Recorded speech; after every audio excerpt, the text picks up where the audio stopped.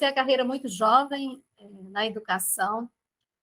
Desde o magistério, eu me identifiquei como professora e trabalhei como professora nas instituições públicas e privadas. Depois de um tempo, só com magistério, eu fiz a graduação em 2000, no ano de 2000, quando a LDB já exigia que o professor tivesse a formação superior. E daí eu fiz pedagogia, e depois eu fiz outras graduações, fui especializando até chegar no mestrado.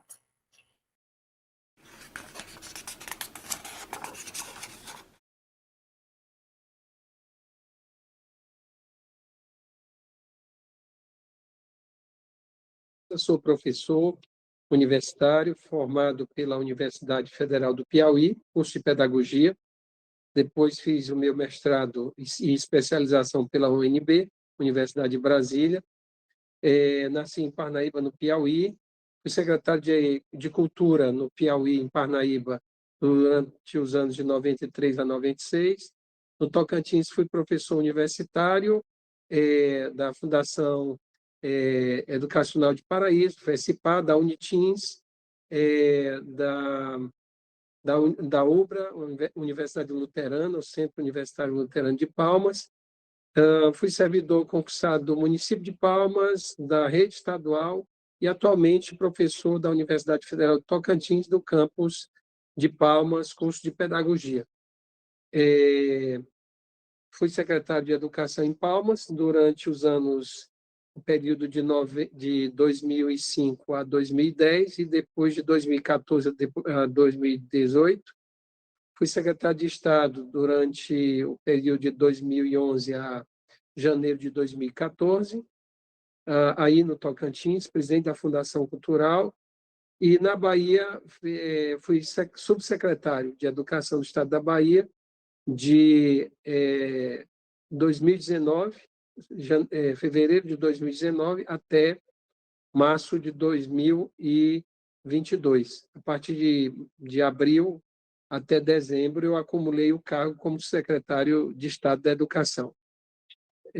Solicitei o meu desligamento em dezembro, e aí retornando agora para as minhas atividades acadêmicas.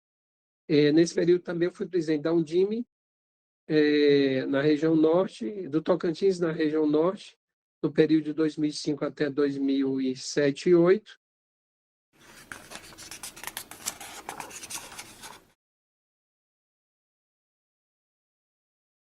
Uma ação e uma atitude de muita coragem, viu? Porque muitos conhecem, sabem da situação, mas não têm coragem de ter esse rompimento.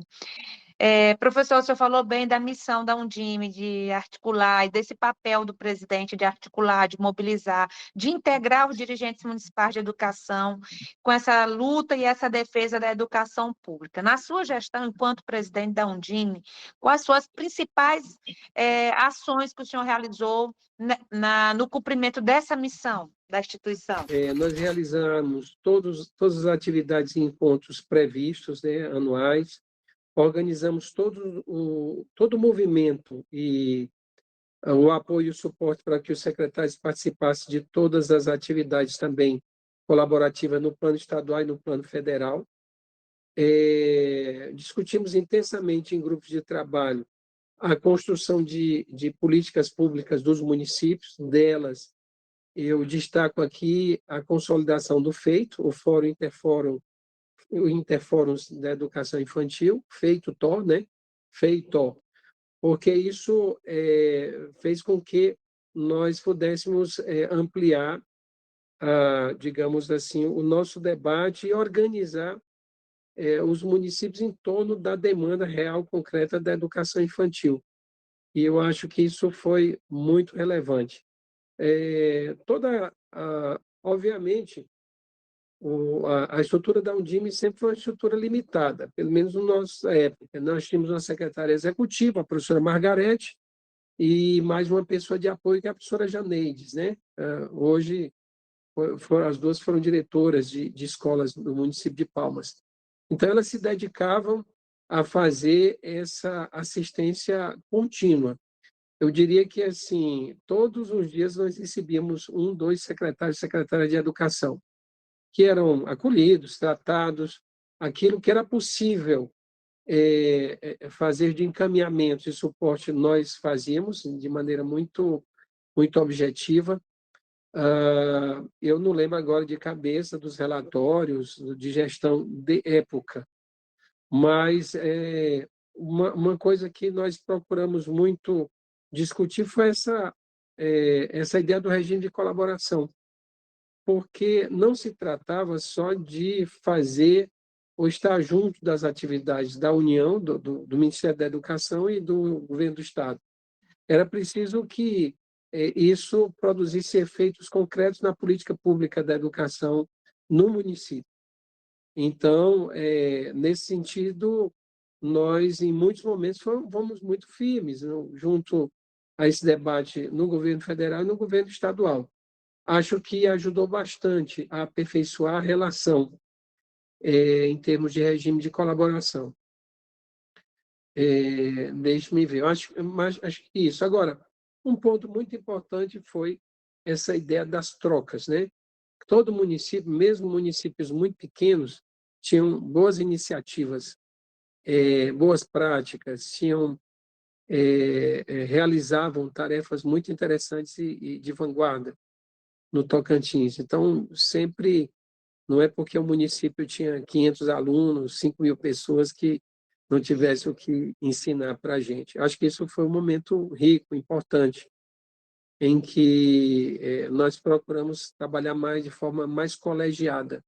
E deu muito sentido, porque em algum momento, como o próprio Estado tinha dificuldade de assistir, né, todos nós, e a União também, então, em alguns momentos, a gente se reunia, éramos nós que acabávamos por implementar, né, práticas e políticas, fruto da nossa construção, né, dos pequenos, médios e grandes municípios do Tocantins.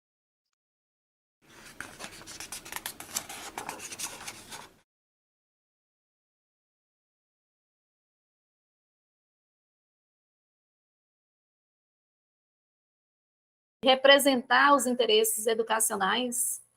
Nós tentamos levar essa imagem de Undime a todos os municípios de Tocantins, porque nem todos tinham feito adesão, né, a Undime, principalmente essa região aí do Bico Papagaio, não tinha tantos participantes.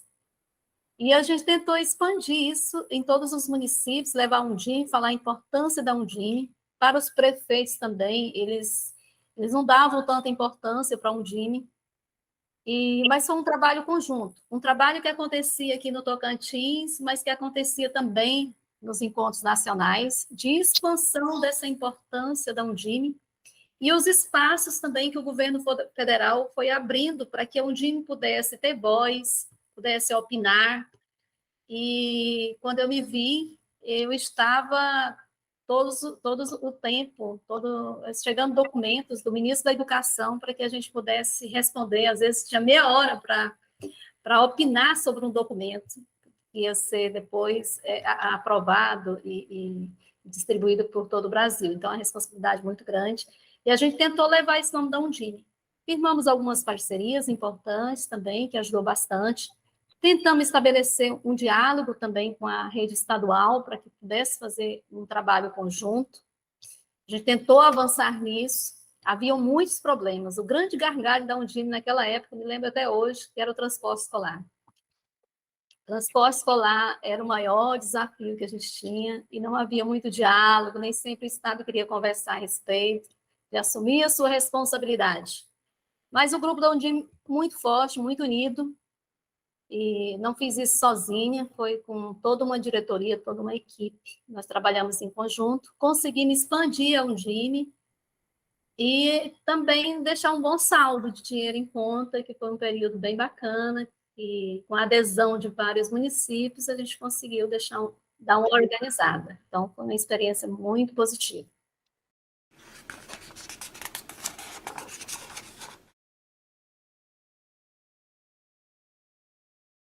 Nós sabemos, professor Danilo, que a Undime ela tem uma força política muito grande, né, como instituição.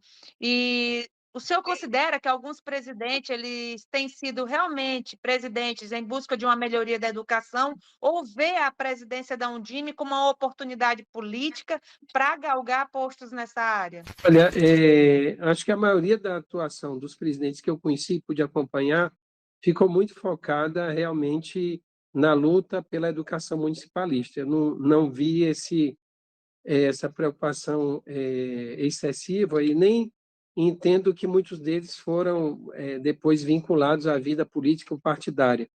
Eu acho que a grande parte dos presidentes da Undime que eu conheço, eles se vocacionaram realmente à luta pela educação municipalista. Mas, obviamente, e como em qualquer instituição, lugar, existem os desvios de finalidade, isso é possível de acontecer.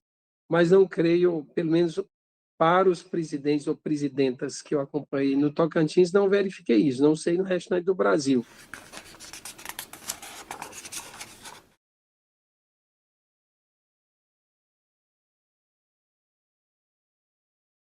Vejo como muito positivo, com muita ética, o posicionamento dos presidentes. Todos os presidentes no Undime Tocantins, eu percebi uma postura de separar a situação política partidária da política pública.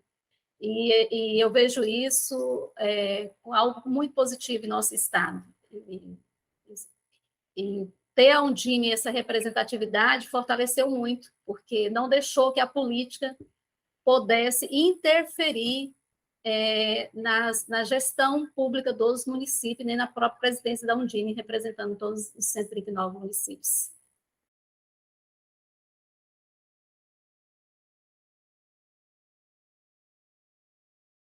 Enfim, eu queria primeiro dizer que me perdoe aí por não ter todas as informações e elementos para tornar ainda mais rica e sofisticada esse diálogo nosso, que eu estou aprendendo e nós estamos aqui os dois aprendendo. Então, é enriquecedor ser entrevistado, poder ouvir o seu depoimento e ver a luta que a Undime continua travando até hoje.